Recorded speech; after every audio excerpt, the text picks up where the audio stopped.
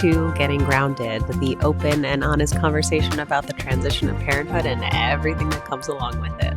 The joy, the chaos, the fulfillment, the challenge, the identity shifts, the relationship changes.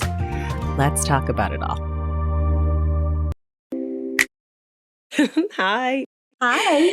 Today we are joined by Alexandra Cole, one of my favorite humans in general, with human design readers for sure. We're just going to talk about all things parenting with your human design, removing parent guilt, using intuition, how to parent individuals, all the things that are so very much your expertise and your wheelhouse. But Alexandra is a business owner, a mom of two, as I said, a human design expert, and so much more. I just recently took her Parenting by Design course, which was absolutely incredible.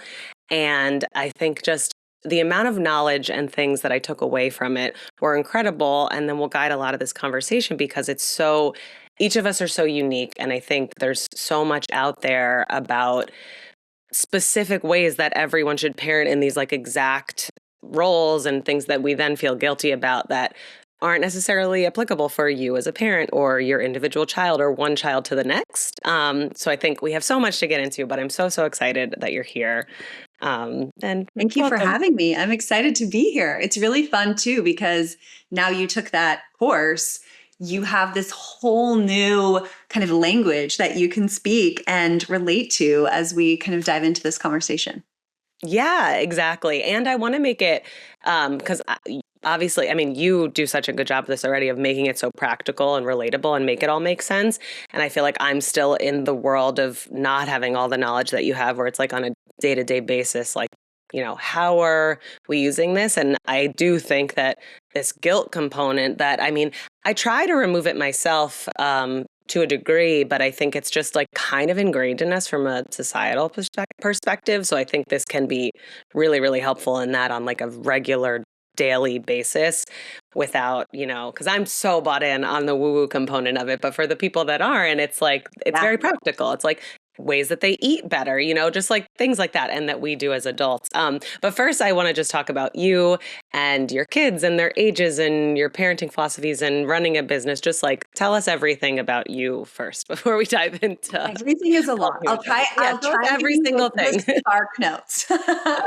Okay, so I live in Santa Barbara, California, with my husband. I was actually born and raised in Europe, and I was born in London, grew up in the Netherlands, came here for college, which is where I met my husband.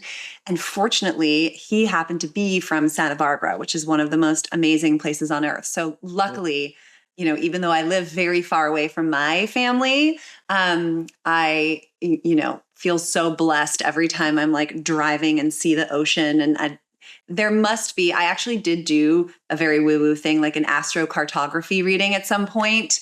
And Santa Barbara was like, I think it was like on my Venus line or something. So there's like a special connection here. Anyway, so we have two kids. We have a 4.5-year-old, Leo, a boy, who is very brilliant, very emotional, very energetic.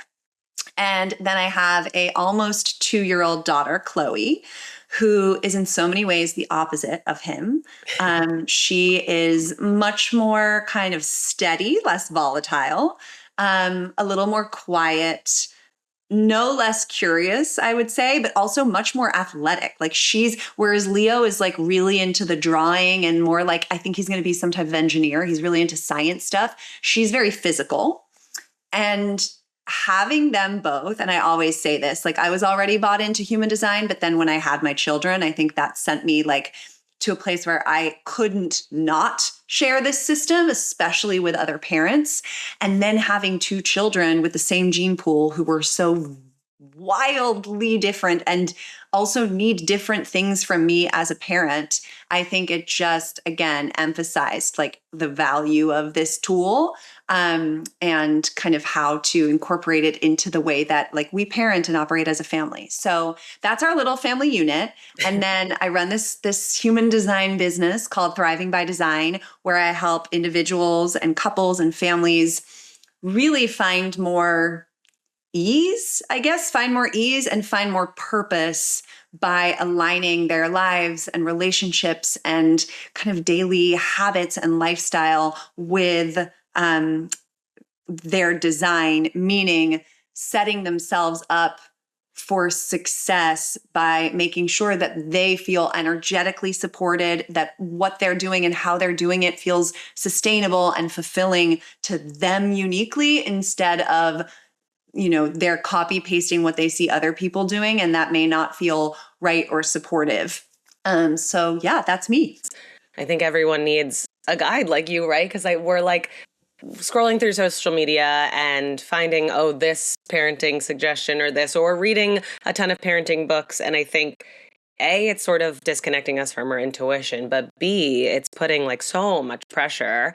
And I've said to my friends before, like, I almost feel like it was probably, well, for a million different reasons, probably easier to parent when we were children, because you sort of like, you read what you wanted to, you took what you did and It got was away the one rest. parenting book, right? Right. What to expect when expecting, and like that was it. And you didn't necessarily see how every single friend you've ever connected with on the planet was parenting.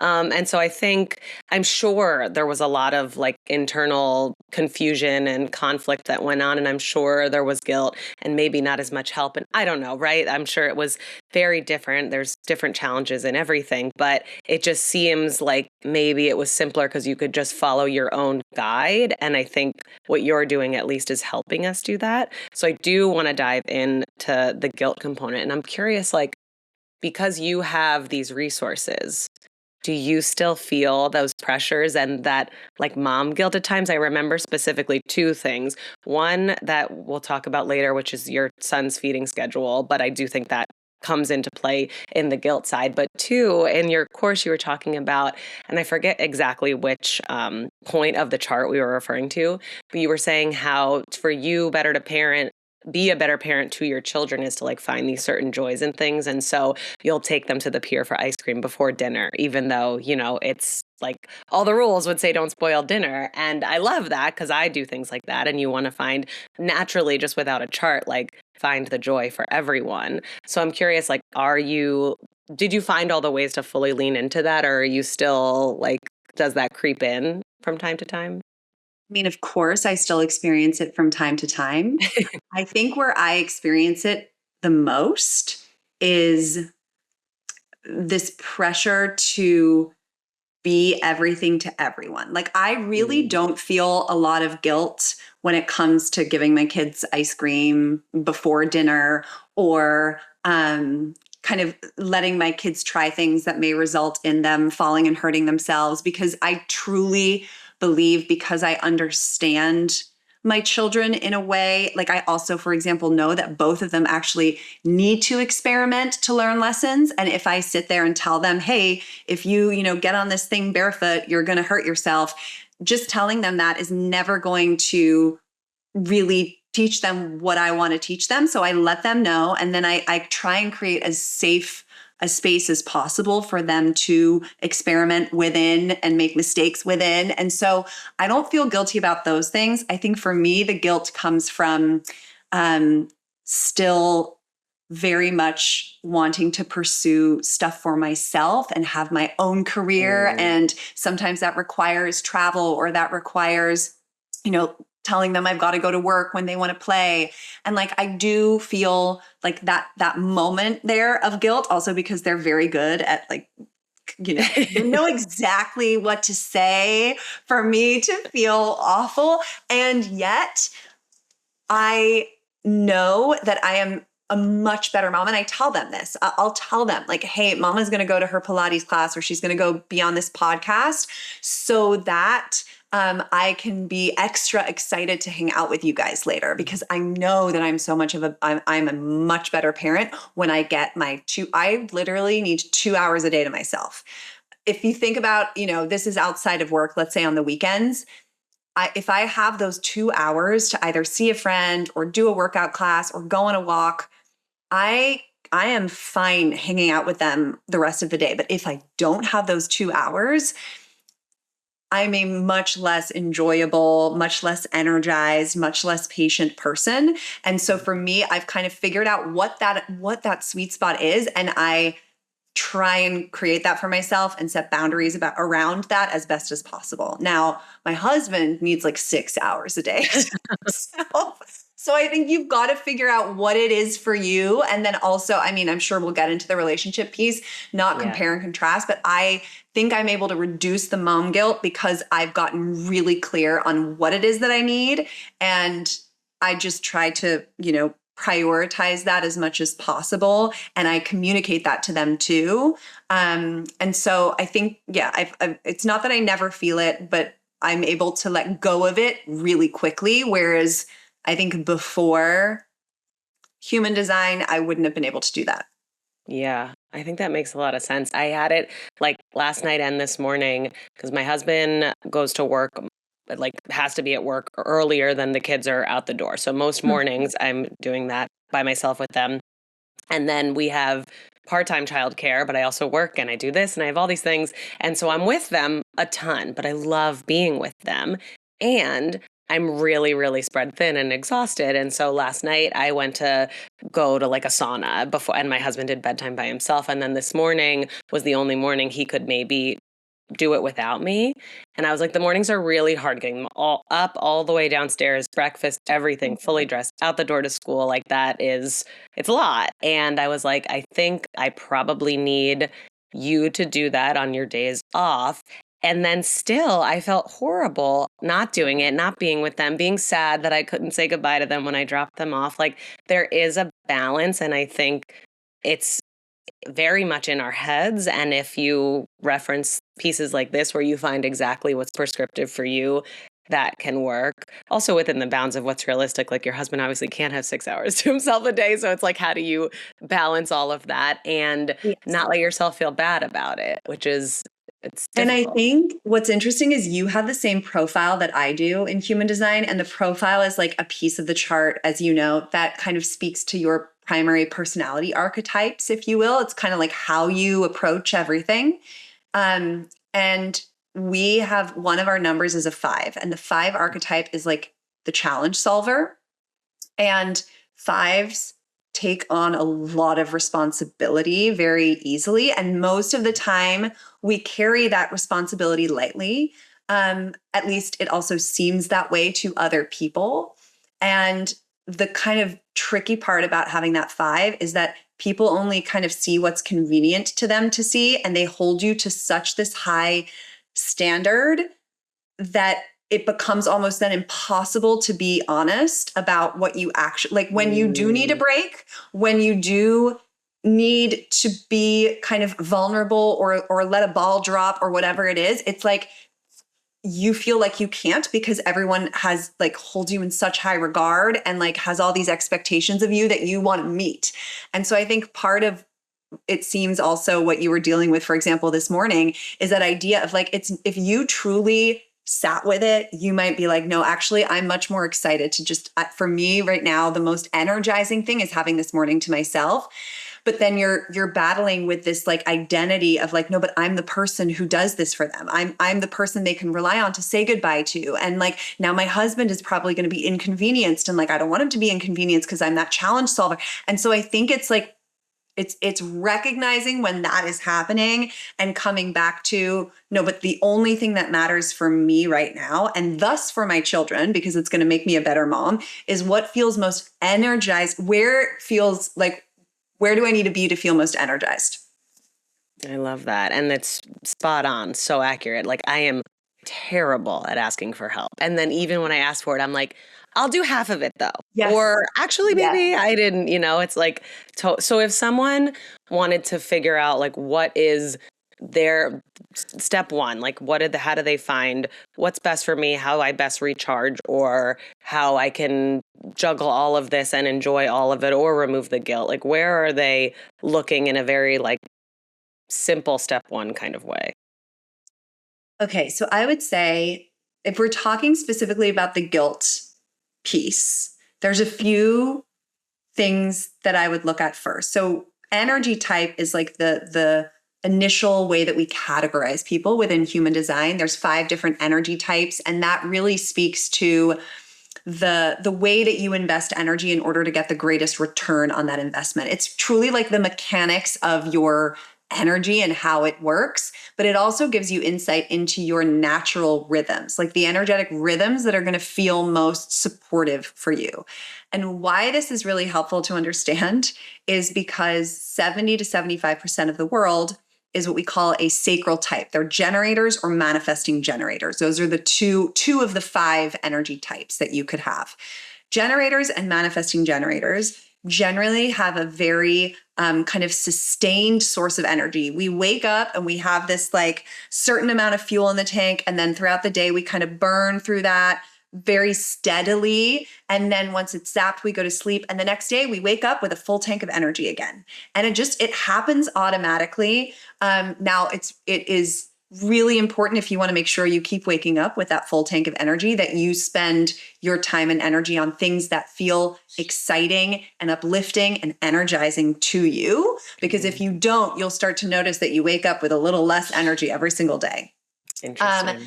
But that is important because the remaining 30% of the world, if you're a projector, a manifestor, or a reflector, your energy is not meant to be consistent. It is not meant to grind steadily all day long. It is meant to ebb and flow. Manifestors have a little bit more extreme, like peaks and valleys energetically, and projectors are a little bit more subtle. But in general, these are the people that are going to feel the most guilt around, like, I'm just exhausted. I can't keep up with my child, and I can't, and, be on at home and have this job. And I'm burning out, basically. They're going to burn out much quicker than a generator or a manifesting generator will, because they have that like steady, sustained source, as long as they are, spending their energy in the right way. So a lot of manifestor, projector, and reflector parents will feel guilty about that, and not being able to, like, even just being with your children for more than a 2 or 3 hour period of time is really hard for those parents. It's actually better for them to do these like short, intense bursts where they can be super present, knowing that you're then going to get a break. Like, they're really meant to have those, like, again, the ebb and the flow. So that is helpful to know, and to then also understand, like, it's not about better or worse. It's not that you're, less capable compared to these generator and manifesting generator parents. It's just that your energy works differently. So those are the people who need to set themselves up who need to be smarter, right? Who can't just like force it, and who are actually, like, for example, my husband, when he's in charge of the kids, there's a lot of play dates. There's a lot of like setting up obstacle courses so that they can exhaust themselves while he kind of sits back. There's a lot of like having his mom and dad come over. There's a lot of like childcare that comes in. It's just a different way of like of approaching it. And I think the more that you can embrace that instead of judge yourself for that, the less guilty you're going to feel. So that's like one place to look for sure. Then another place, these archetypes that I was talking about, I think this will kind of give you a little bit of insight into like, what is the thing. Like, these archetypes have like strengths that they give you, but they also show you like potential, not weaknesses, but potential sensitivities, or the things that are most likely going to grate at you and maybe create that guilt. So for example, if you have a 1 in your profile, 1s are like the investigator. You and I both have a 1. So we love understanding things. We love knowing. The more information we have, the safer we feel, essentially.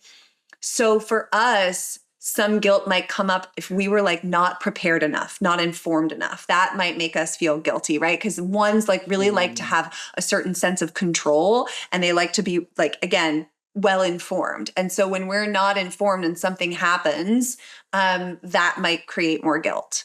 If you have a 2, 2s are people who really value alone time. Like, they're known as the hermit. So 2s are going to need more of that in general than other archetypes.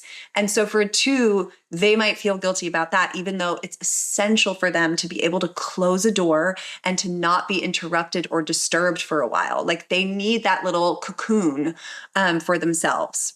And they need to be very selective. So for 2s, I would say, like, to remediate that guilt, it's like, be more selective. Like, only open that door for a few people or a few situations or circumstances or invitations, whatever that might be. If you have a 3, you're going to be the experimenter archetype. And so for 3s, the guilt might come from, trying things and it not working, and flying by the seat of your pants sometimes and wishing that you were like more, prepared or well-informed, but that's part of your magic. And so for you, it's like letting go of this, like, I have to have everything organized. I have to get everything right the first time, and just embracing this idea that you're actually here to experiment your way to the right feeding schedule or the right school or whatever it might be. 4 lines are the relationally oriented people. And 4 lines have this like interesting thing where they, on the one hand, really crave connection. Like they really are relational beings, and they don't need huge circles. It's usually just like a handful, like their inner circle is really, really important to them. But they also can get pretty exhausted by social interaction. And so it's navigating what that right balance is. And so for 4 lines, like the guilt could come from just getting like pretty tired from being around even just your nuclear family for a long amount of time. That can, and again, it's really important for you to recognize, okay, what is that point at which I kind of start to feel myself, almost like detach and become less patient and just not be my best self anymore. And like, I need to be able to kind of retreat and be alone for a little bit so that I then feel that pull to want to hang out again. 5 lines, like I already said, our guilt comes from like not being able to solve every single problem for every single person and live up to every expectation, which is a big one.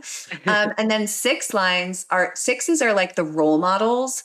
They are usually very wise and objective. And they also, though, have to kind of learn things the hard way. Like they experience things and then they reflect on them and then they grow as a result. And then they kind of become this like, I don't know, this person that other people really aspire to, but there can be a little bit of a distance with the 6s. Like they can feel a little bit removed almost. And because of that wisdom and that objectivity. And so I feel like maybe the guilt with 6s is that they sometimes have a harder time. And again, this isn't for every 6, but I'm like trying to think about my husband as a 6, for example, and he has these really high standards. And so I feel like sometimes that is tough for the kids because they feel like, oh, we've got to live this guy, this like guy who's got it all together and has worked so hard and evolved and gotten to this point. Like he has these high expectations of us that we're not going to be able to meet. And I think there might sometimes be a little bit of guilt around that comes through too. Interesting. It's also fascinating because obviously all of it sounds great, but I have a 1 and a 5 and those land so much for me. So I can't imagine any of the other numbers landing so much for everyone else. And I think it's super, super helpful. And I want to jump into, because there's a million other things about the chart that we could talk about with like open, like defined and undefined, but specifically as it relates to intuition, because I think that is at play with parenting, right? Like at least for me, in the very beginning, there was so much noise and I wasn't able to tap into my intuition. So I sort of just like quieted everything down and stopped listening to other things, stopped seeking out information, and just followed my kids' cues, followed my cues, like figured it all out in that way. And it helped me figure out how to access intuition regularly. However, within your course and following you, my intuition is undefined. And so then from my understanding, it's like, well, I'm getting that from outside sources. Like it doesn't necessarily come from myself. So I want to talk to you about that and then how that plays into the parenting role and the child role. Like my kids is defined, mine isn't. Like how does all of that come into piece? What is your take on intuition in parenting? Okay, so I wouldn't say your intuition is undefined, but because I think the cool thing about human design is it basically speaks to the fact that there are lots of different types of intuition. And really what we're talking about is your inner authority. So within human design, everyone has an inner authority. And essentially that is like your most trustworthy inner compass, the part of you, the voice that you can always trust because it is telling you like your truth and the choice that is most aligned for you. So that's your inner authority. But there are 7 potential inner authorities. So there are 7 different potential places that it can come from, 7 slightly different ways of communicating, essentially. And so knowing what your inner authority is and how it's meant to speak to you is invaluable in parenting because, like you said, there's a lot of noise. There's a lot of potential to kind of compare yourself and look, for that external validation. Now, it's a little bit confusing because one of those 7 inner authorities is called like intuition, like splenic intuition in the more kind of traditional sense. But I think the important thing to understand is like all 7 of those are forms of intuition. They just speak a little bit differently. So, oh, interesting. The first inner authority, which is the one you have and I have, is emotional authority. And this means that our intuition speaks to us through feelings, through emotions. And so when we experience a shift in emotional state, that's actually our bodies, our intuition guiding us in some way. The challenge with being an emotional authority is that oftentimes our bodies have this like reaction to something, and the initial reaction, it kind of kicks off, as you know, this like wave like pattern where we feel all these feelings and it builds and it builds and it builds, and then there's the crescendo moment at the top of the wave, and then eventually the wave crashes and you start to notice the emotion kind of settle or neutralize almost. The feeling is still there. I still feel upset, but there's not this like charge around it of like, oh my gosh, I need to get this feeling out of my body or I need to act on it right now. So for us, like that's the voice that we want to be listening to. And we want to just learn to recognize like, okay, has the wave crashed yet? No. Okay. I'm not taking any action. I'm waiting until I feel that charge dissipate. And then I'm tuning into that voice. And I'm really asking myself which option, let's say you're making a decision as a parent, feels the most.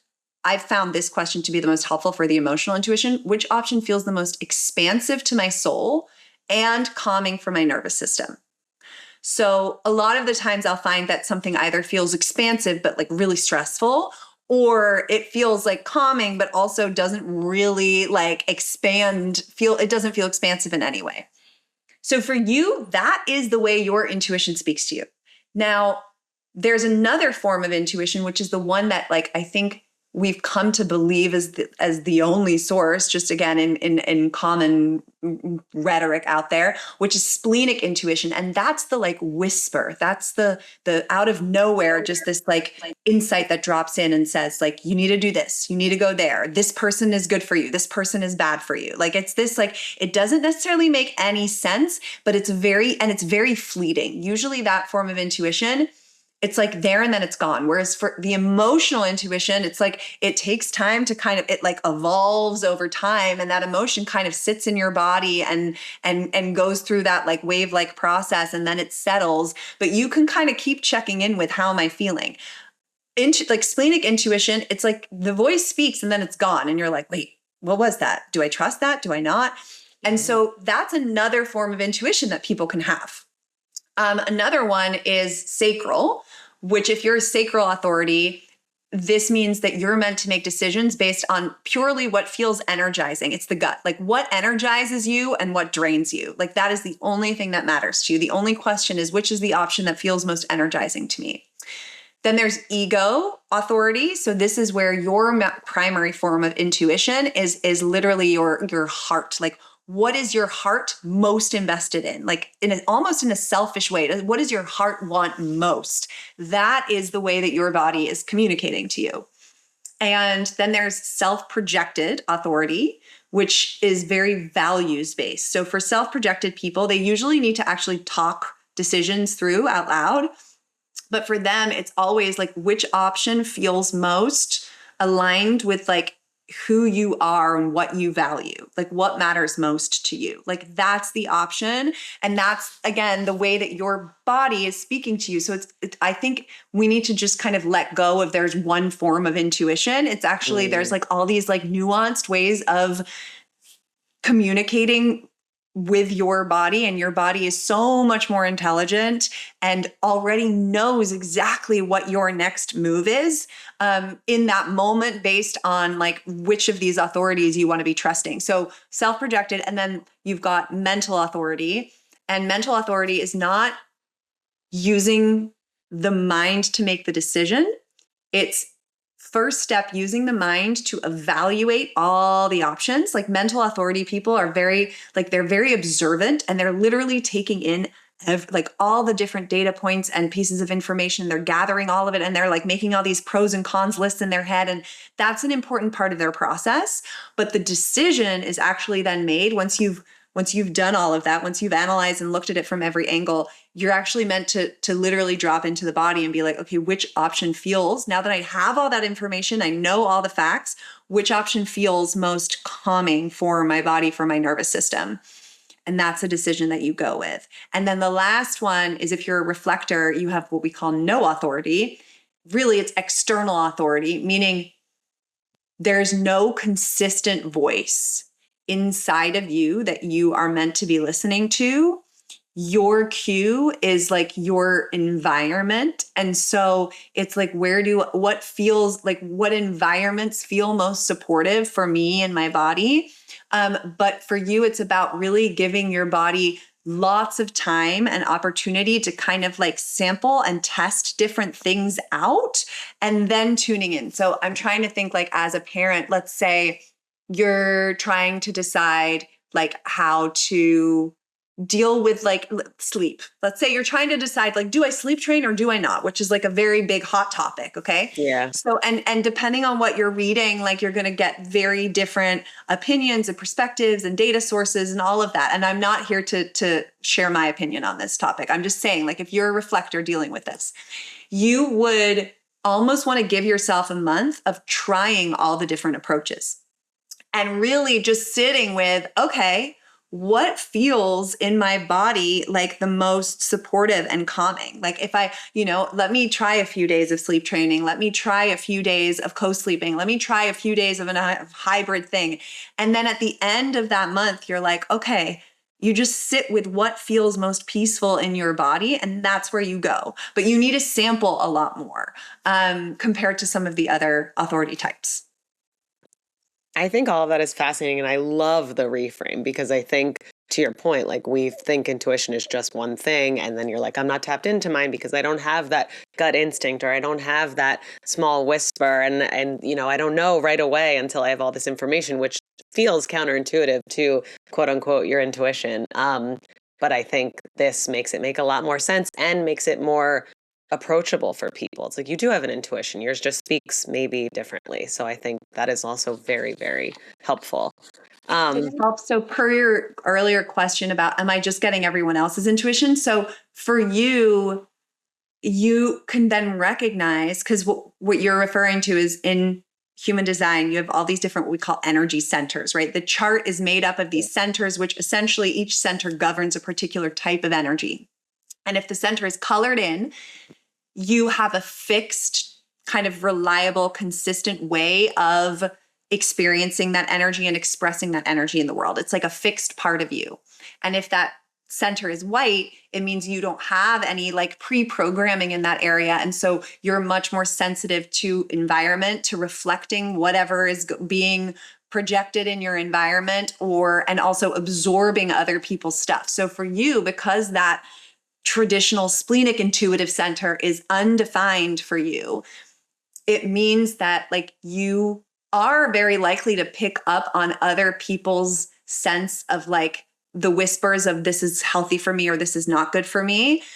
However, it's important for you to recognize that's communicating stuff about them, not about you. So for you to know what the best decision is for you, you want to pay attention to your emotions and what feels most expansive for your soul and calming for your nervous system. And so it's just being able to kind of like distinguish between the two and ask yourself the right questions and not be searching for, where's my whisper? Where's the whisper? Where's the whisper? Because those whispers aren't yours, even if you hear them.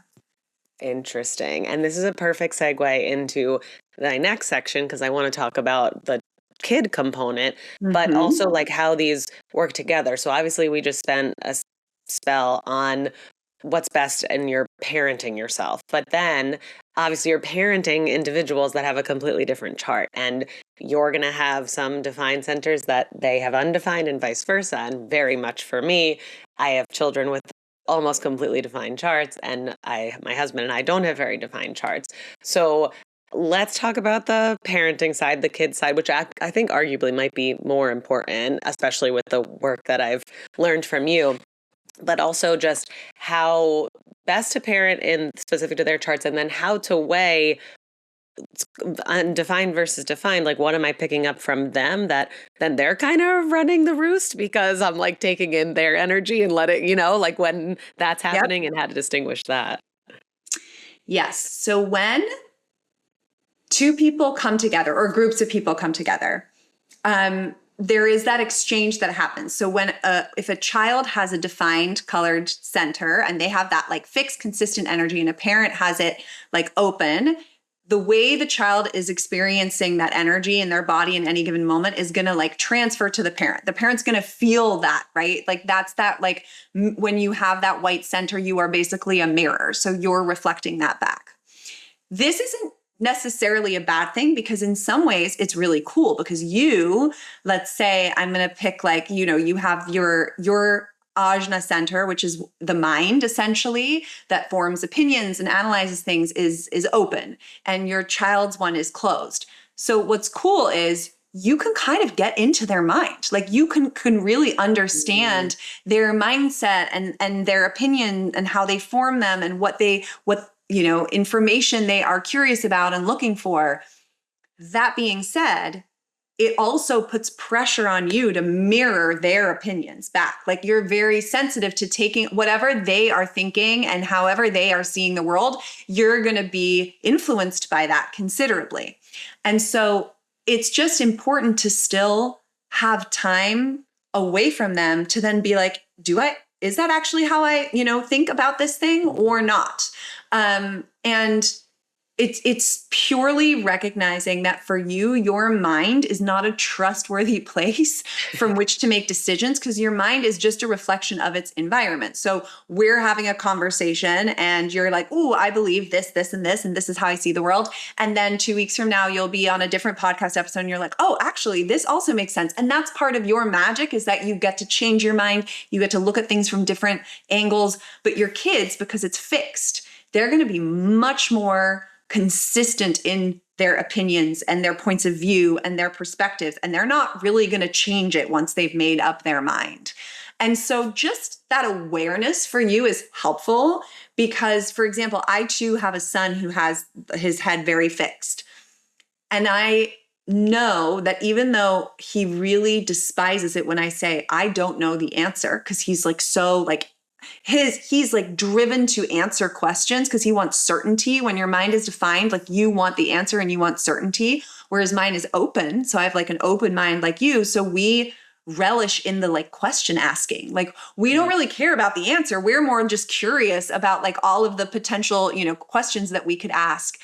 And so while my son really does not like it when I say, I don't know, I recognize it's actually really important for me to not pretend I know, because he is going to then he's going to get very attached to that answer and never want to let it go. So it's just this, like, you learn to kind of recognize how to, the most important thing is for you to be the most authentic expression of you. So for you to make sure that, especially in the centers that you have colored in, that you are showing up at in the highest expression of those centers. That's the most important thing as a parent. And then second of all, understanding your child's design, it just allows you to be like, okay, this is going to be really important to them. And like, how can I create an environment and also empower them to either advocate for themselves or create a space where they can kind of like be that, again, most authentic expression of who they are. So for you with the kids who have so much definition, I would just say, know that, yeah, a lot of the times you are going to be influenced by that, and that's okay. It's just when you have to make a big decision, make sure you go off into a separate space so you can just kind of sit with yourself and your own aura. And then also just be aware of like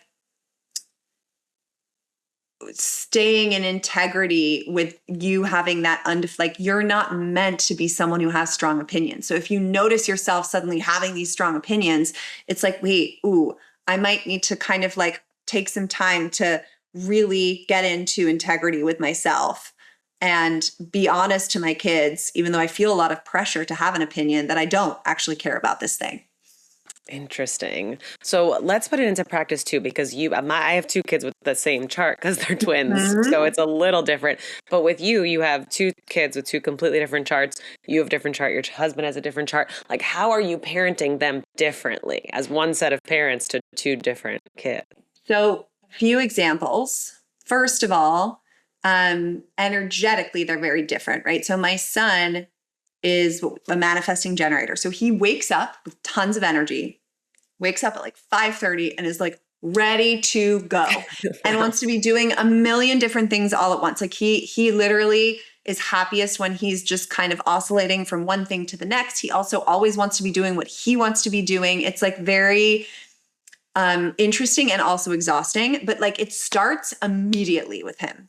Wow. My daughter is a projector energy type. So for her, she actually kind of needs a little bit of time to slowly wake up. And if my son walks into her room first thing, it like immediately like jacks up her adrenals. So one thing we do in the morning is my son will wake up early and I'll try to like, I send him to his room to just play for a bit and I go spend some time with him and hang out.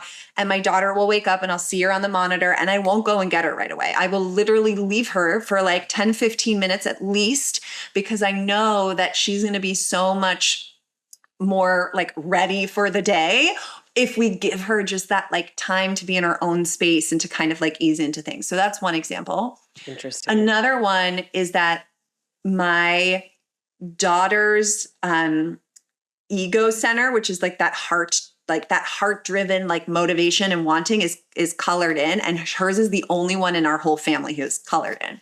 Oh, wow. And I noticed, so my son has it white open, and this is the center that rules self-esteem. So everything that he does, he needs external validation. So he's like learning to scooter and he's constantly looking at us like, do you see me? Do you see me? And so he needs a lot more validation and like, applause and approval and all of that, like in order to be motivated. Like his motivation comes from external support and making him feel confident. My daughter taught herself how to scooter 2 days after her first birthday without any guidance, any support. She just grabs the thing and she'll fall down, she'll get back up, but she doesn't look to anyone for anything. Like she's just so self-motivated. And so it's so helpful to know that, because my husband will still sometimes be like, oh, like Leo, like you need to like stop caring about what other people think and like be more like your sister. And I, in those moments, can say, but that's not, like, he's been designed to need this external support. And it's not better or worse. It's just like totally different wiring. And so I think that that's just really cool to know, because it prevents you from comparing them in different ways throughout, and there's so many more examples of this. Like my daughter started to speak later because her throat center is undefined, meaning she doesn't have this natural pressure to express herself, which my son did. And again, just understanding that makes me like so much less nervous about, oh, is she going to have any delays or what's going to be going on? No, I know that's just not something that for her comes from within. It has to be, the pressure comes from the outside. And I want to be mindful that it's, that she can just not feel that pressure to speak for a while and do it on her own terms. I mean, again, like you said, I'm sure there's a million more examples, but I think even those are great because especially with the validation piece, there's a lot of Instagram posts that are like, we're ruining children by telling them good Yes. job or like whatever, but maybe some kids need good job and other kids don't. And the verbal, people do worry about delays. Like I think, and this is obviously not talking about when that is present, but in general, like I think it's very, very helpful to be able to remove that stress and pressure from yourself when that's the case. I think that's wild. And also one of the things you said is another thing I wanted to touch on with is you versus your husband. So how you put this into practice together, because obviously this is your area of expertise, but I don't know, does he lean into it? And then how does his chart have as a parent? And so parenting together with or without human design, Yeah. tell us more. I mean, in terms of our relationship, I often say, like, I don't know if we would still be together slash be together in such a solid, thriving way if we didn't have human design, only because we are so, our energetics are so fundamentally different. And if I looked at him through my own lens of how I experience the world and how my energy feels and compared him to that, it would be very frustrating to me. But because I know that he is fundamentally designed differently and wired differently, it allows me to actually celebrate that and also change my expectations, and not lower expectations, just change expectations, because I know where he shines and I can be more specific about, like, we can really play to each other's strengths. So I think that is huge. I would say he's a very left brain, logical, not a woo-woo type of guy. So he was definitely skeptical of it at first. However, I kind of used our children as a little like test or experiment where I when they were born, we pulled up their chart and I just talked about all the things that I would see in their chart. I'm like, okay, so based on this is the type of kid this is going to be. And he will look at me sometimes and literally be like, oh my goodness, you called this. Like, this is exactly what you said was going to happen. And so I think he's now fully bought in, and he will often, it's also funny because so my husband's a projector and our daughter's a projector. And then me and my son are the sacral types.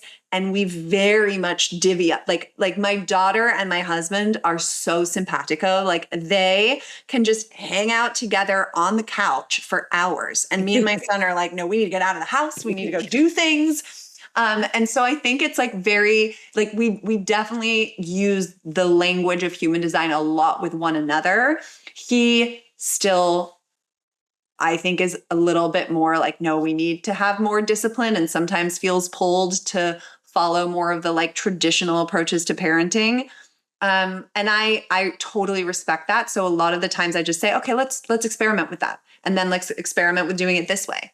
And most of the time my way ends up being the more effective one. But I do think it's really important to be open to, like, I'm not going to say like we're going to run our entire household based on like human design. I want to make sure he also has an opportunity to weigh in and try the things that he believes are going to work. But I think as long as you're constantly, again, open to, there isn't like one right way, and we're open to experimenting and just feeling into what works best for each kid and for us as individuals, I think like that is the best thing that you can do, honestly. Yeah. Yeah, how it all works is like a family system. And did you started with human design before you had your kids, right? Yes. So I started like 2019, and we had our first son in 2021. Okay. So were you at first like overlaying it relationship wise? Yeah. So my husband, I mean, I remember literally we've known each other for 19 years almost, and we met in college. And I remember there were so many weekends where we both played sports. So it was rare that we'd have like a whole day together. And it would be like we both wouldn't have games. And so we'd be around and I'd be so excited. I'm like, okay, I've got this whole itinerary planned of things we're going to be doing. And he would just look at me and say, I kind of just want to watch a movie in my room. And I'd be like, okay, that's fine too. I'll come over at this time. And he's like, no, I kind of just want to watch it alone. And I would feel so offended and hurt. I would take it personally. Yeah. And I would just think to myself, well, clearly the guy doesn't like me as much as I like him. And that was kind of my story for a long time. And then through human design, I suddenly realized like, oh, it had absolutely nothing to do with me.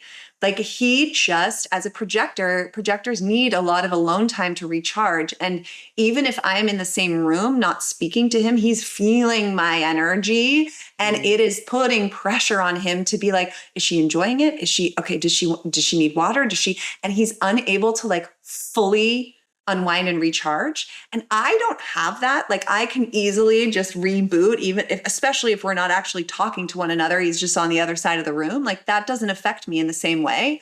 And so just understanding that like completely changed the way I perceive him and our relationship and so many other things. So that's just like, again, one small example of how human design can be invaluable in relational contexts too. Yeah, it makes me like, I did the parenting part, which I have yet to master, but it makes me want to be like, okay, next is me and my husband, and like, how can this help us? So if someone doesn't have your course, or, like where can people go to find more things and lean into whichever direction of this that they want to like pull nuggets from? Where would you guide people? Well, I'm probably most active on Instagram. So my handle is at Alexandra F. Cole. So that's where I just post more like little examples and usually very like educational like snippets here and there. And then the other place I would send people is my Substack. It's called Live Your Design Substack. And I share like weekly like short mini master classes on there. I have different topics every month. And the emphasis is really how can you actually apply this information to your approach to parenting, but also to your work and to your creativity and to your kind of family life and relationships. And so that would be the other place where I feel like you'll be able to go down a bunch of different rabbit holes. And also I try to make it really obvious, like what to look for in your chart and how to make sense of it for you or a partner or a child. And you also have, which I love, you have a little bit of a different chart offering on your website. I feel like it has more of like the numbers and stuff in it that the other ones don't. So where do people go to find their chart if they don't have that at all? So thrivingbydesign.com. You can go on there and you can just download your chart for free or generate your chart for free. And one of the other things I have on there in the shop is this Raised by Design report, which is basically like a 20+ page summary of your child's design with a bunch of really practical like tips and strategies on how to support them in that. So that may also be, especially for the parents, a really helpful place to start. And there's also a free resource on my website that's like parenting by energy type. So you can get like a little cheat sheet on how to parent as a projector or as a manifestor or as a reflector. So maybe that's another good one to link to as well, since it's free. Yeah, I will link to all of this. I think your resources are amazing. You're such a wealth of knowledge. And I just want to give a little plug for you too, because your Substack is amazing. And I don't pay for a lot of Substacks, but I would pay a lot more for yours. I think it's fantastic. And I think everyone should go there. So thank you so much. This has been so great. I could spend literally all day asking you questions. So thank you for this little bit. And I will talk to you more for sure. Thank you for having me. It was so fun to chat.